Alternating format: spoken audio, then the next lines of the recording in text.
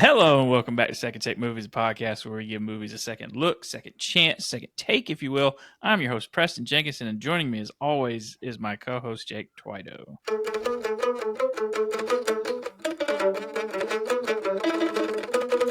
That's the theme song from this movie. Hey! Didn't know this movie had a theme song. Well, not really a theme song. It's just one of the motifs. The soundtrack to this movie is dope. Yeah, it's very good. And we're talking Game Night. Sorry for everybody. Well, they clicked on it. They know. They can't read.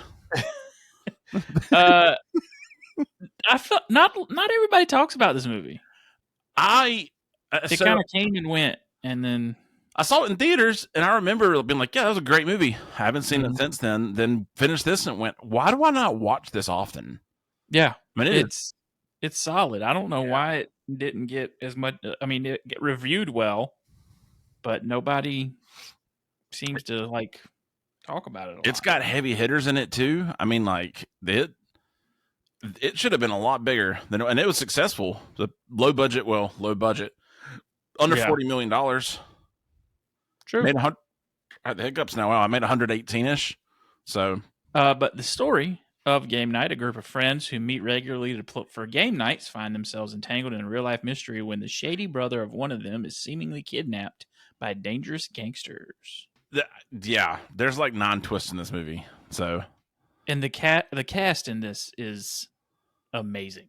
Yeah, there's not a single bad choice at all. No, just very well done. The positive review from Village Voice, April Wolf, says Mark Perez has written one of the tightest comedy scripts to make it to be big screen make it to the big screen in ages.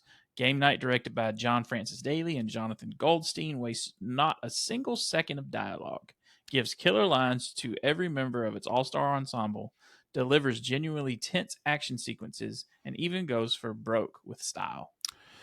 I didn't realize John Francis Daley did anything. Mm-hmm. I know him as an actor, and that's it. These two guys did this, and they also did the Dungeons and Dragons movie. Didn't they do Spider-Man? Mm-mm. I thought they wrote Spider-Man. No, you're thinking of Phil Lord and Chris Miller. They did. Oh, they did? Oh, look at them. Sorry, I was like, I swear I've seen both names. They did the actual screenplay. Okay. And John Watt and people popping in. They made the recent Dungeons and Dragons movie with Chris Pine. That was really good. And have it in my notes. Horrible Bosses. Oh wow, yeah, those are great. Which that kind of fits in with this to me. Mm-hmm. To me, these kind of mix with Horrible Bosses a little. So, the negative review from the Seattle Times: the movie relies rather too heavily on McAdams' charm, sort of like a limp cheeseburger that's saved to be some really good bacon. But hey, sometimes a fast food cheeseburger satisfies more or less. Somebody should probably check that guy's basement. He's got blow up dolls of Rachel McAdams down there. That's creepy. I thought Rachel McAdams being charming was the whole point of being cast in this movie. Yeah, well, she was supposed to be Annie at first. Annie? Who's Annie? Annie is who, oh dear. No, that is who she is. Who she's supposed to be originally. It's supposed to be someone else in the movie. The doctor?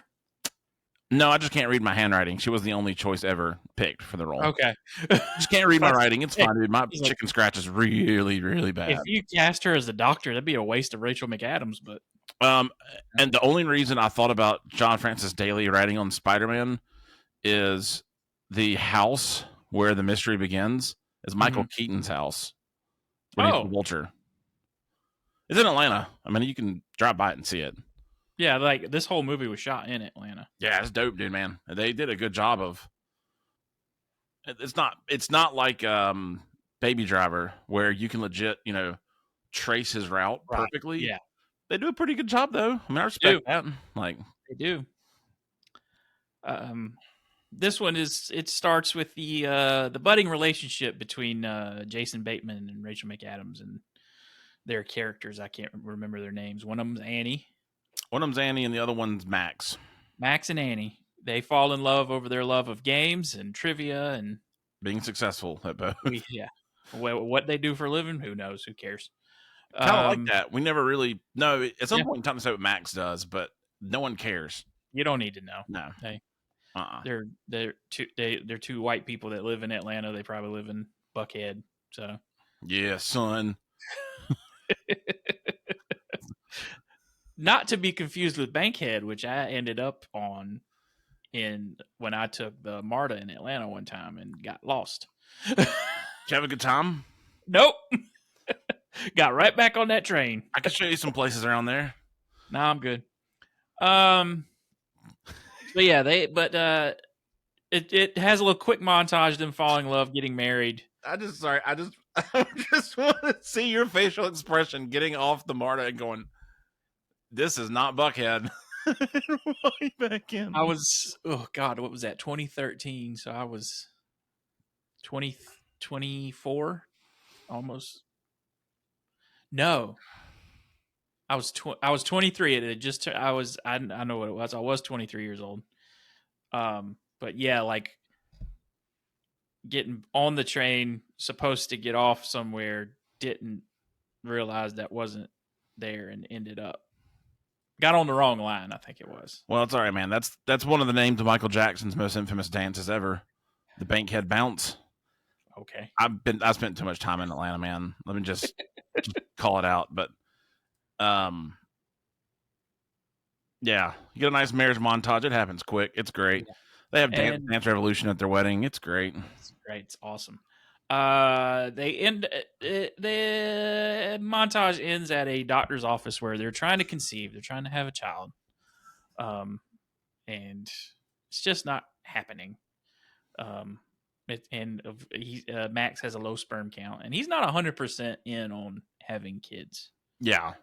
Yeah, that's the only negative thing I'll say on this is, I don't know, I guess it's important to it, but you never can tell he's not in on not having kids until he says it at some point. Well, I mean, it kind of slow. Or I'm that dense where he kind of hints at it a lot during the movie. Okay. I'm just that dense. Yeah. I kept waiting. I was like, where's the wink?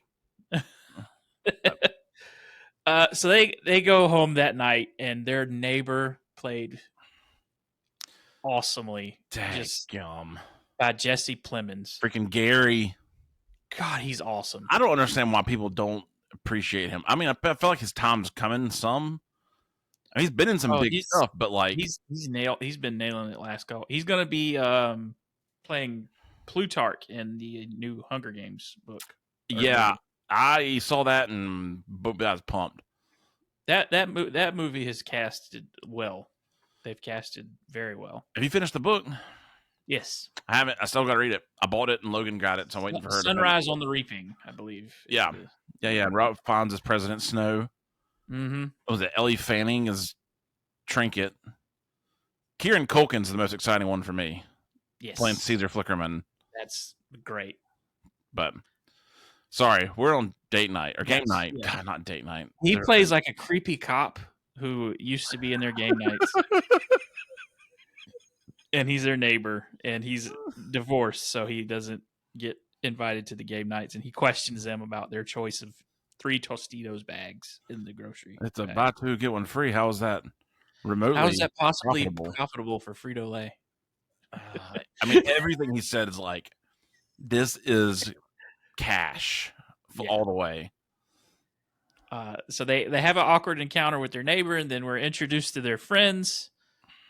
Also, Brooks is in town, which is Max's older brother, who is very successful. We think we know what he does. Doesn't really know what he does, but he's very successful, whatever he does. We'll find out what he does later on. And their friends start just coming through the windows. And I love you can see the intelligence of everyone right away. Ryan is Billy Magnuson, who was in.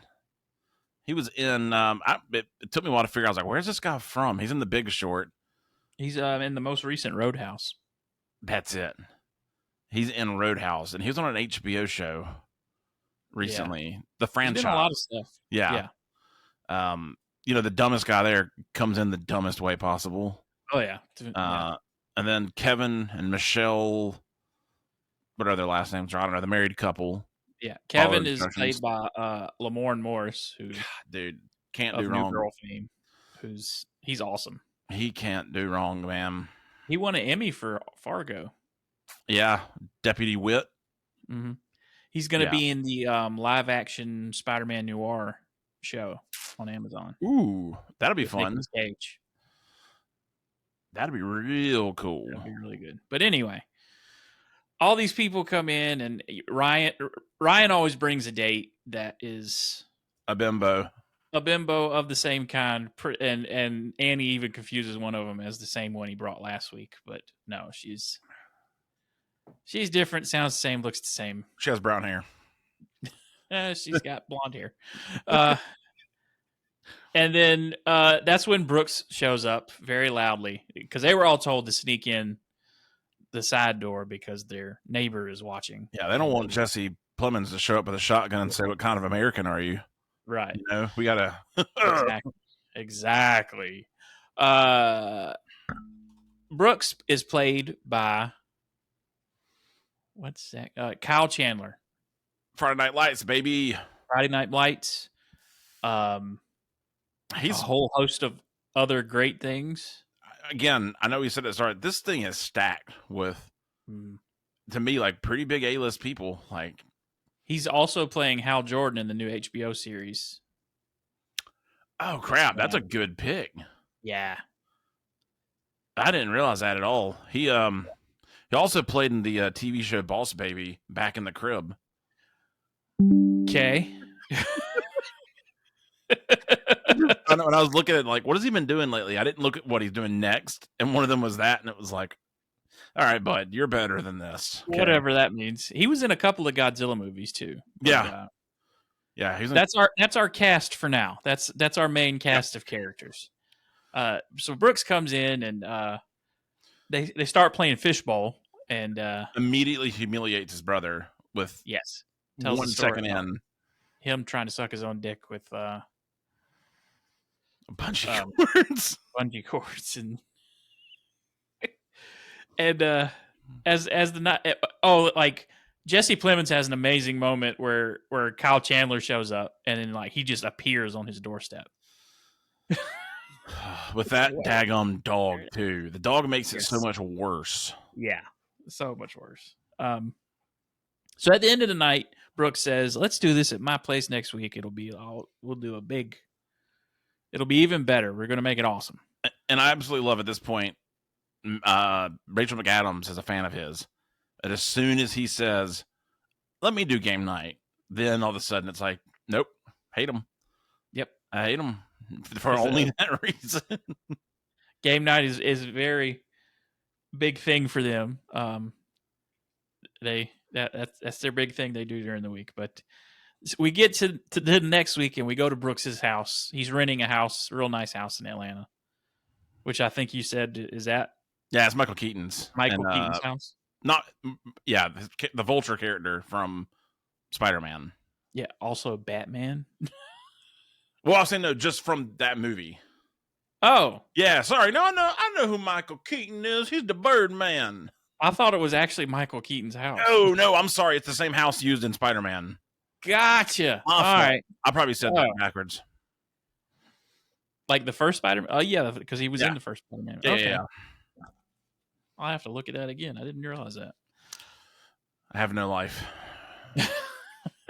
But he says we're just gonna sit here for a minute and play a little drinking game. We're not gonna play a board game. We've got a special surprise coming. And then about that time, two guys kick in the door and start beating the shit out of him. And it's a pretty great fight scene. Yeah. Shockingly, I was like, oh, this is fun. This isn't like. And then they're all like, "Oh wow, yeah," because the plan is to play a murder mystery. It's like a murder mystery. Somebody's gonna die, and so they all think that this is a huge, elaborate thing that he's done. But because the FBI guy does come in first. Yeah, with the Jeffrey Rush comes in. More Hunger Games crap, man. What is this? Jeffrey Wright. Jeffrey Wright. Beetle. Yes. Yeah. Beatty. Yeah. So they go and they all start looking for the next hint. Well, yeah. The clue is like something about bloodless bite. Yeah. And I put and it's just the stapler. But Annie and Max they found his iPad in his room and they start tracking his phone, so they leave that way. And at this point, Kevin, I think Kevin and the couple that's been together forever. Kevin and Michelle have found the stapler, but during Yeah. the drinking game, we get the who'd you have sex with? That's a celebrity. Yeah. Have you ever slept with a celebrity? And he learns that like they took a break for a little bit, and he learns that she slept with what she thinks is a celebrity. My favorite. That's my That does favorite not little turn bit. out to be a celebrity. Entire thing is that man's face, dude. And so this whole night, during when they're trying to find a clue, he's trying to guess which celebrity she slept with. While they figured out the clue. The other couple, the Ryan guy, has brought an older woman that he works with this night at the to the game night. The older Irish woman, Sarah is her name. Yeah, and they just get a hold of his credit card and find out where he bought this thing from, and they go there. Meanwhile, they lock in Kevin and his wife in the room, and he slowly he does a great Denzel impression. He's like, It's pretty solid. "Hate locked us in here, but love will set us free." My notes right there say, "Is this the rest of the movie?" That's okay. Yeah, Just them in this room. That's fine. Yeah. They eventually get kicked. Oh, and there's also this joke where like he you expect somebody gets slammed on like Brooks gets slammed onto a glass table, and you expect it to bust. Rich people got thick tables. He's like, he comments like, "That's weird." And then there's another joke later on where somebody else goes through a glass table. He's like, "Glass tables are acting weird today." Yeah, when they're in Drake's mansion. Yeah. Is that Drake's mansion? In the TV show Atlanta. Oh. They went everywhere for this. Like, yeah, obviously. Yeah. So everybody figures out the kind of the next clue, but Max and Annie find where they've been tracking him, so they find where he's actually at this little bar, and they think the whole thing is just hired actors and not serious at all. Dude, that entire bar scene cracks me up. It's hilarious. Just it's perfect. It's like it's a stupid gimmick. It's been used a million times, but God, dude, it's just so funny. Just even the stupid like they don't know how to hold their hands up. You're telling them to lay down, do child's pose. Like, okay, that's so stupid, but I'm giggling like a little girl while listening to Semi-Charmed Kind of Life. Yeah. Yes. But I'm trying to think of the next events. I know they're in there. She drops the gun. Yeah. And it hits Jason Bateman. Yeah, they get into the back where Brooks is being held. And she doesn't think the gun is real because it's Brooks. It is real because Brooks had it on him. We find out that Brooks is a smuggler. Yeah, he lets them all know. And then he stole a Fabergé egg for the Bulgarian and sold it to somebody else. Marlon Freeman. Yeah, but she doesn't. They don't believe him yet, and so she shoots the gun, and then drops it, and then it shoots Max right in the arm, and then there's a hilarious bit because they get away, and then Brooks escapes because he doesn't want them to die, and so Max and Annie go to a liquor store. Which even better, you see the bullet leave. I went back and watched it again, and I went, "Oh no, they showed it left." Like it if you paid attention. But she goes on to like a militia website to learn how to dig out a bullet when and freaking scrolling with her nose. What is that? What is that? What's that noise? What's that sound? What is that? Oh, that's bone. And then she's pouring Chardonnay on it to sterilize it. That's definitely gonna work. Like they're both dry heaving. Don't you? Because I'm gonna. It's the most unflattering. Like, it's not gross. It's just like, is that really how you guys dry heave? Or that's a new segment. Yeah, we interview actors and ask how they dry heave. Okay, we're gonna get arrested. Let's not do this. Yeah, dry heave for me real quick. Excuse me, Mr. Reeves, could you just?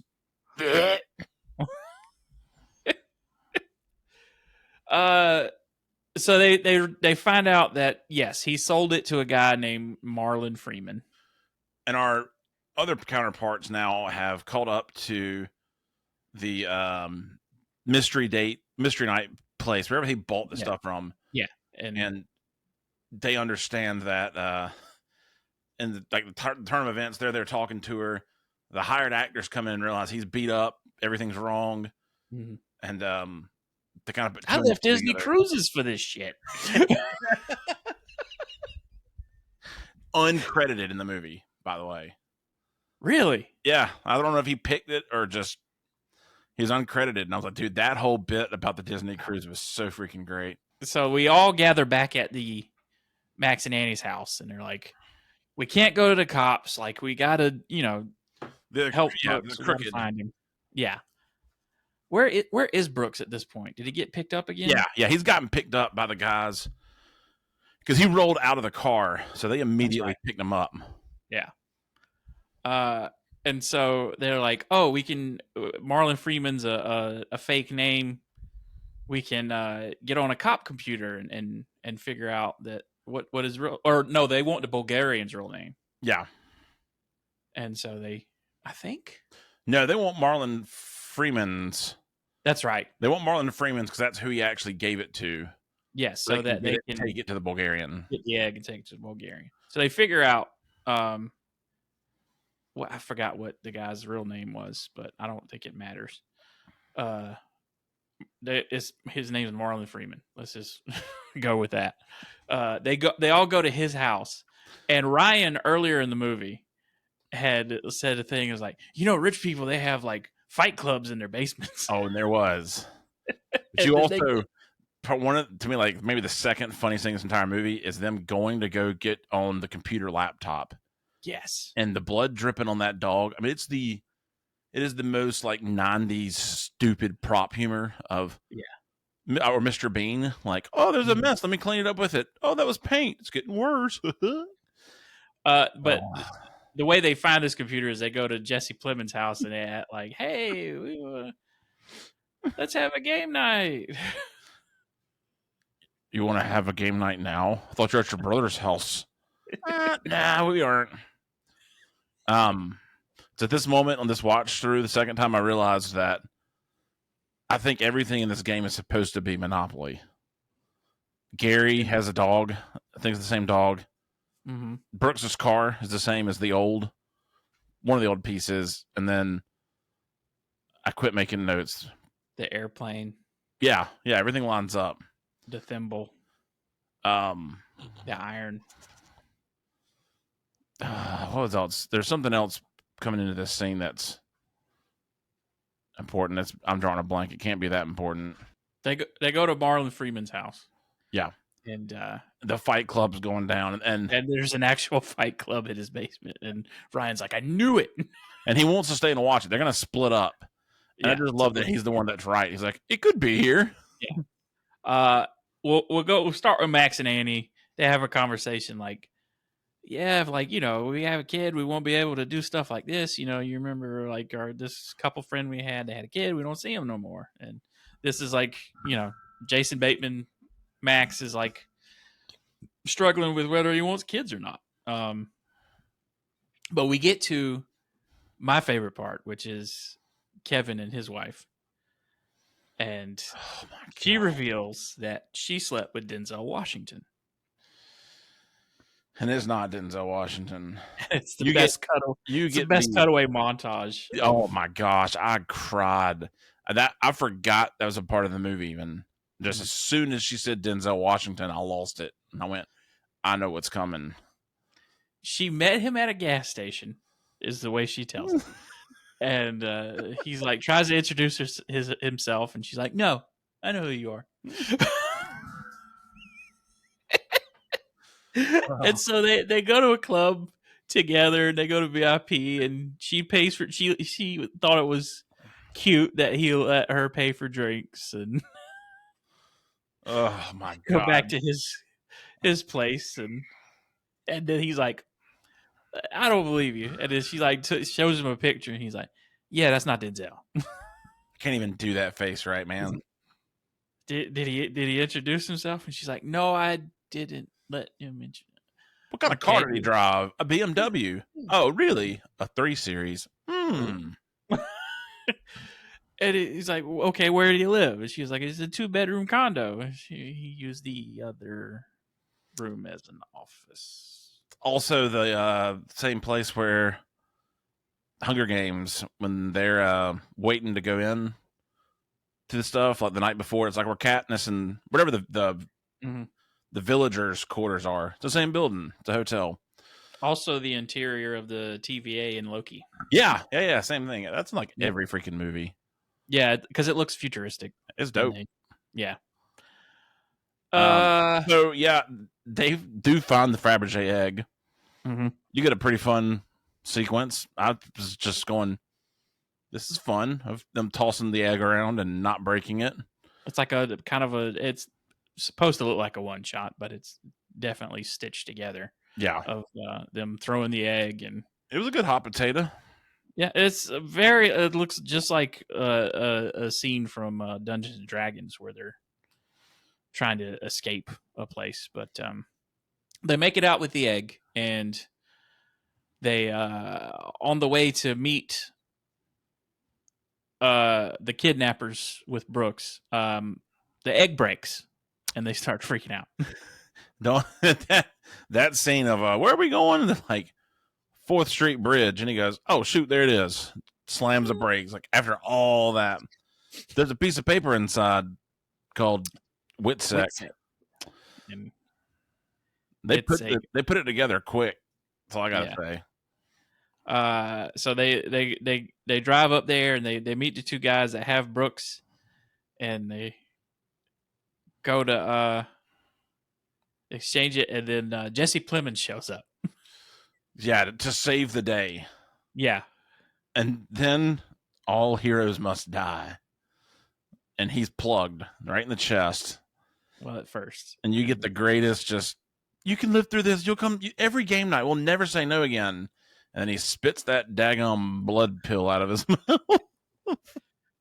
and he explains that he got those guys to kidnap Brooks because I think he looked him up, or Yeah, he looked him up and knew yeah, he was coming.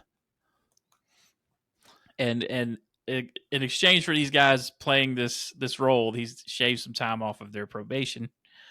Um, and it gets to play the hero, and he's like, "I duped you all," I mean, honestly, the movie could have ended right there and it'd have and it been would have been great. But hilarious. don't worry, But there's more because Dexter shows up. yeah, because they're like, "How did you get the Fabergé egg involved and all those people?" And he's like, "What egg?" What are you talking about? And he hands it, and he's like, "Where'd you get this from?" And it's so fun to watch that shot because you can see the car park out of focus heavy. So you see it all. And I gotta say one thing too. Maybe some of the coolest filming I've ever seen in my entire life is in this movie. When they do the like it looks like it's miniatures. Oh yes, there's several shots of that where everything looks like a miniature game piece or whatever. They use that's a certain lens that does it, but dude, it was so great. I just sat there and rewound it a couple times of It's really good. that's fun. But yeah, Dexter shows up and he eats some fingies. Well, he actually shoots Jesse Plemons.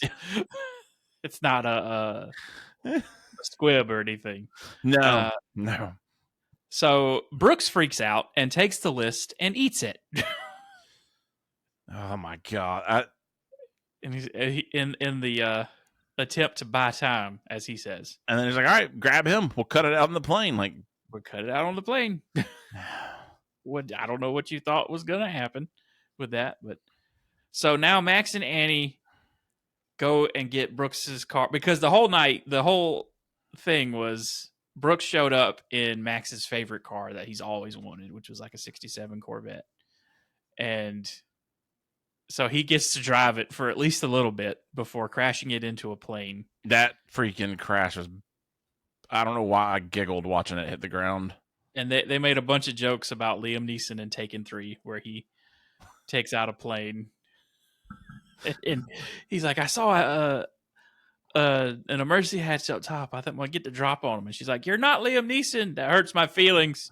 But don't worry, in just a second, he doesn't do the drop. No. But you get one of the dumbest but best bits ever of them playing charades on the tarmac. Oh yeah. Just whenever they finally work through the puzzle, that belt being that slow, again, it's just stupid humor. So dumb. It's so great though. But I just chuckled. Regular old chucklehead over here. So it's a pretty typical ending. They take out the bad guy.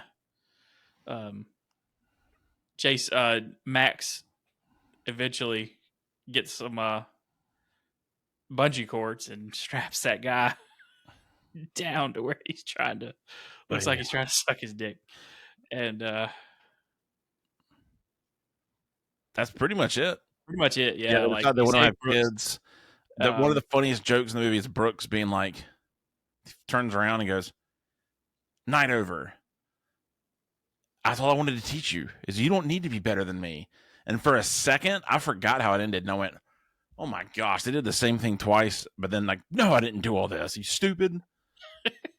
So he eventually, I think he turns himself in. Yeah, he turns himself in, but he still got charges from it. He still has charges, but he got it reduced down to. Well, he sold the list. He sold the list to somebody for like $10 million. $3 million, and then every witness there called to warn him for $20,000. But then turns around and cuts a deal with the government to say who he sold it to. He does his job good. That's all I got to say. But yeah, Max and Annie are having a kid, and everyone lives happily ever after. And then that end scene or the credit scene. Oh yeah, where you see like Jesse Plemons' entire plan. It's great. It's great. This movie is fantastic. It's like an 8.9. It's 8.5 for me, dude. I just had a solid time. Yeah. Just forgot about it. It's good to find one of those suckers. Everybody it was kind of forgotten to me. But it's a great movie. Yeah. So that leads us into what we watching, what we playing, what we reading, what we doing. I watched I don't know if I said this last week or not. My days are blended. I watched Princess and the Frog. The Disney movie. Yeah. Never seen it before. It was great. Okay. Phenomenal. It still got that old Disney look until they changed to cheaper animation. I think that was like after our time. It was. Yeah. Yeah, we would have been out of it, but it's still that same vibe. It's not newer Disney stuff, but it is also set in the bayou, so for about a week or two. Oh, Obi-Wan, she heavy. Just dropping those on stuff. Heavy, ain't she, Luke? I got on a call. Just thankfully it was internal and wasn't thinking. And I went, "Hey now, Sarah, we going down to the damn barn, gonna buy you." And then realized, what did I just say? And they're like, is that the LSU coach or who is that? Yeah, that Coach O. Yeah, and I went, yeah, footballs. Oh. Other than that, King of the Hill, been pumping it. Have not started that. I really enjoy it. It's different, but also the same. I don't know. It's good. I've seen some people's problems, and I agree with their problems, but you can overlook it the second you hear Hank Hill talk. It doesn't matter. Yeah. Trying to think if there's anything else I've watched big, man. I feel like I've been looking at a lot of like teaser trailers. I'm trying not to watch full trailers, but the Spider-Man costume reveal. Yeah. People are getting too crazy, y'all. Who cares? It'll look how it's supposed to look when the movie comes out. That's probably it, man. Nothing else really. I picked up Community. Ooh, have you ever seen it? Yeah, I love it. I've Okay. seen that show 1,000 times. About to say, boy, I hope you've seen it before. Yeah, you had to. We've talked about Troy and Abed on here. Yeah. Duh. Still watching Arrow. Is it Those hit first 2 its? seasons are pretty good. I was gonna say, have you hit the? No, it hadn't gone off the rails yet. Okay. I remember watching it on TV, and I made like a choice of, okay, this is. I watched that. I watched that all the way through. I made the choice to watch that all the way through. The Flash, I gave up on the last like 3 seasons. Yeah, I can get that. Like, this has gone off the rails, and I don't know what's happening. But what else? I've been playing Ghost of Tsushima with the Ghost of Yote coming out in October. So God, it's coming quick. I saw Superman for the second time. Did you rent it or go to theaters again? No, me and Kim went to the Nick here in Columbia. It was Yeah. showing there, and that's the first time I ever been there. So we went and watched it there. Just as good on the second watch. Oh yeah, good. Still good. Good time. What else? There's not much coming up. That dago by football's coming up. that football coming up. My sister decided to have a birthday party for her son on the first day of college football, but whatever. I'm not gonna lie. It's been a goal of mine to like be a person that does throw parties and have a very like memorial party on the first home football game of Clemson, just to try and tick people off. I think at one point in time I told everyone my birthday was that day once and tried to get people to come to my house. Nope. No, that didn't work.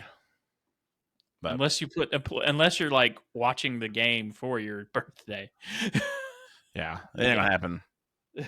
There's not a ton. I'm trying to think if there are any big movies even coming out now. Like we're starting to get too close to the holidays. I do want to see Weapons. Oh, looks crazy. It looks creepy as hell, and I love it. I watched Kraven the Hunter. Oh, I'm sorry. Yeah, well, I mean, I watched it pretty sped up, but oh my god. Yeah, I bought Alien Romulus for $5 today. That's not bad at all. So I might watch that tonight. I don't know. Bad. All right. Well, next week we'll have another movie. Yeah. Don't know what it is yet, but if you have a suggestion for a movie we should do, you can send that to secondtakemoviespod@gmail.com. You can follow us on Instagram. You can subscribe to the YouTube. You can leave comments. You can leave reviews wherever and whenever. However.